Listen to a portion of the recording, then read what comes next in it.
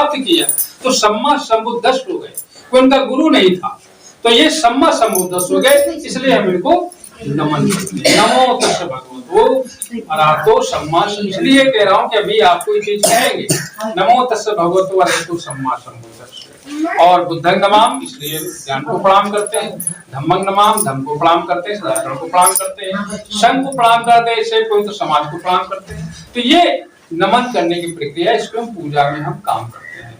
और मुख्य चीज आपका पंचशील है। 5 शील गृहस्थ जीवन का मुख्य आधार है।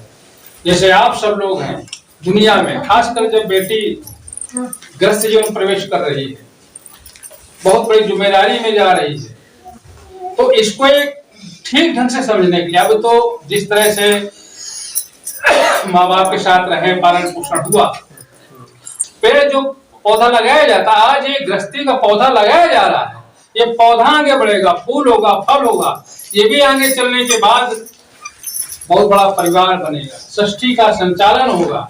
तो समाज को सद्भाव काम करने के लिए, सामाजिक व्यवस्था को अनुशासित रखने के लिए हमारे पुरखों ने एक शादी की व्यवस्था की, विवाह की व्यवस्था की है कि जिससे आदमी जो है इधर उधर भटके नहीं, एक ठीक ढंग से परिवार का संचालन कर सके और आने वाली संतान जो सृष्टि का उसका एक आगे जरिया बन सके, इसलिए इसकी व्यवस्था की गई है। तो ये गृहस्थ जीवन में प्रवेश कर रही हैं, इसलिए आप सबको, सबके इनके शुभकामनाओं की जरूरत है, मंगल भावों की जरूरत है, अच्छी तरह इनको जीवन व्यतीत करने की जरूरत है।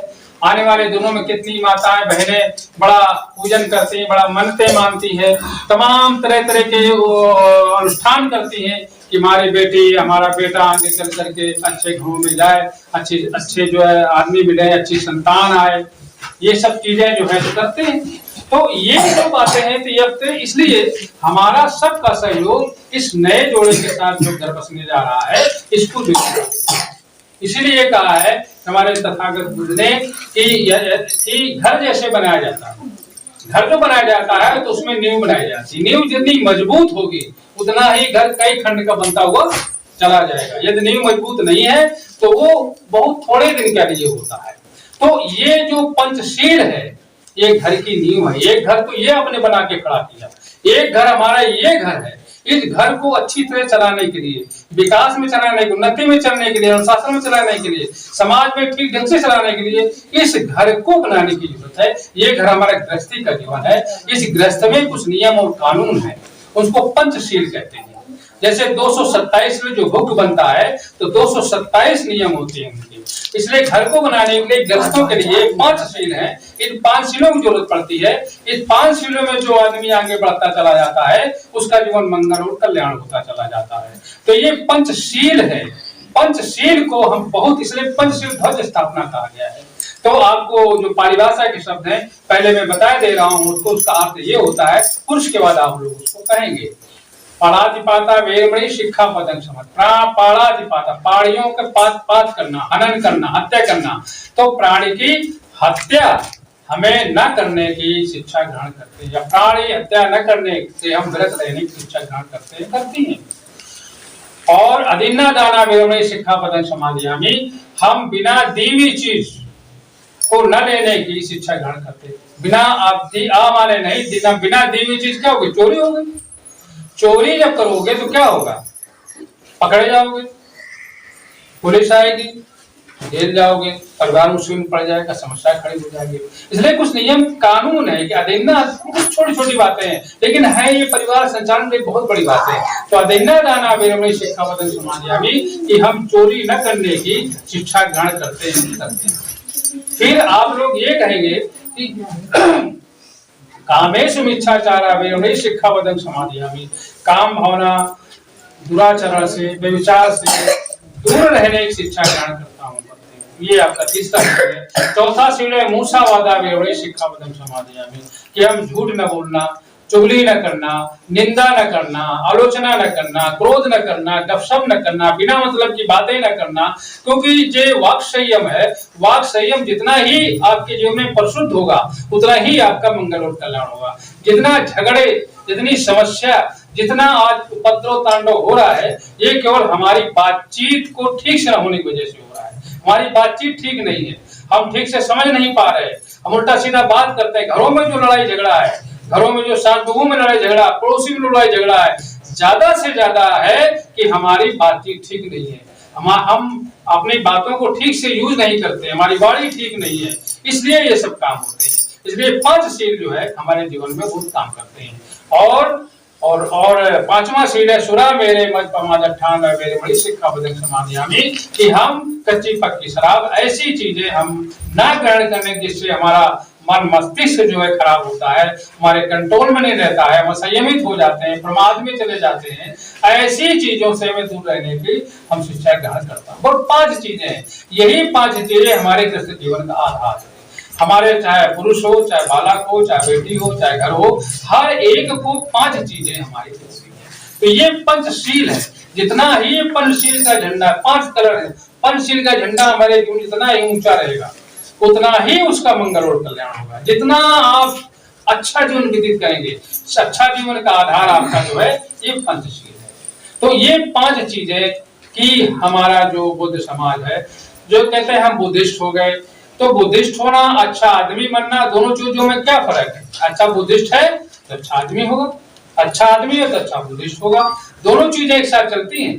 यदि वो अच्छा आदमी नहीं है तो अच्छा बुद्धिस्ट नहीं हो सकता है, अच्छा बुद्धिस्ट वो नहीं है तो अच्छा आदमी नहीं हो सकता है। ये 5 चीजें जो 5 जो ये आयाम है हमारे जीवन के, ये हमारे जीवन में जितना ही अच्छी तरह हमारे जीवन में काम करेंगे, जितना ही अच्छी तरह से इसका पालन करने पाएंगे, उतना ही हमारे जीवन में मंगल और कल्याण होगा।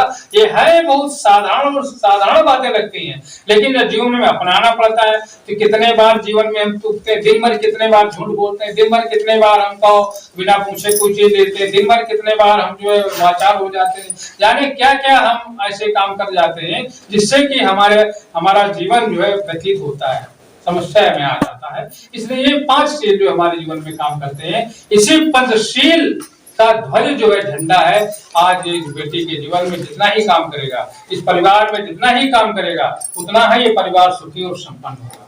इसी के बारे में आज ये पंचशील जो झंडा पहले गाड़ा जाता था, ये मंडप गाड़ा जाता था, ये उसकी जगह पर पंचशील ध्वज स्थापना हो गया कि 5 शीलों के हम काम करते हैं। तो आइए, काफी कुछ समय हो रहा है, तो आइए सब लोग जो है तो पंचशील ग्रहण करें।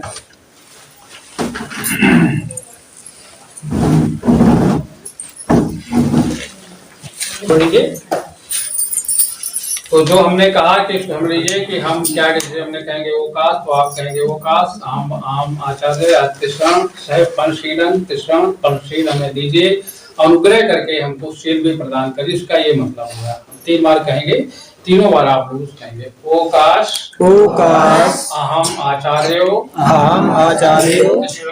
तिसरण सह पंचशीलं धम्मं याचामि अनुवहं कृत्वा शीलं देत मे आचार्यो ओकाश अहम आचार्यो तिसरण सह पंचशीलं धम्मं याचामि अनुवहं कृत्वा शीलं देत मे आचार्यो ओकाश अहम आचार्यो तिसरण सह पंचशीलं धम्मं याचामि अनुवहं कृत्वा शीलं देत मे आचार्यो। जैसा हम कहेंगे वैसा आप लोग कहेंगे। नमो तस्से भगवतो अरहतो सम्मा बुद्धस्से।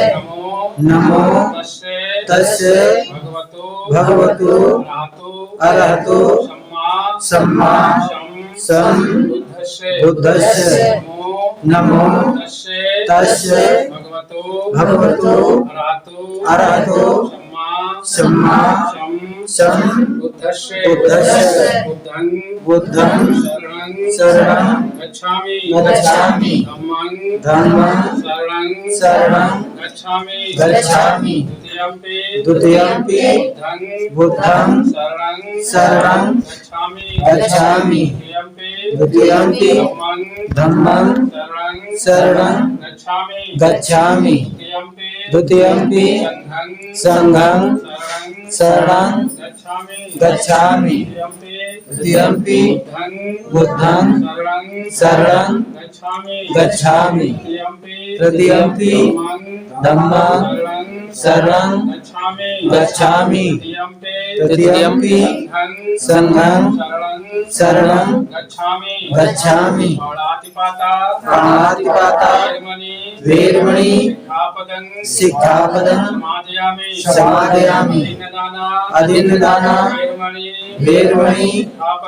सिक्खापदं समादयामि कामेषु मिच्छाचारा वेरमणि सिक्खापदं समादयामि मुसावादा वेरमणि सिक्खापदं समादयामि सुरः मेरे मज्ज पमा दत्ताना वेरमणि सिक्खापदं समादयामि साधु साधु साधु।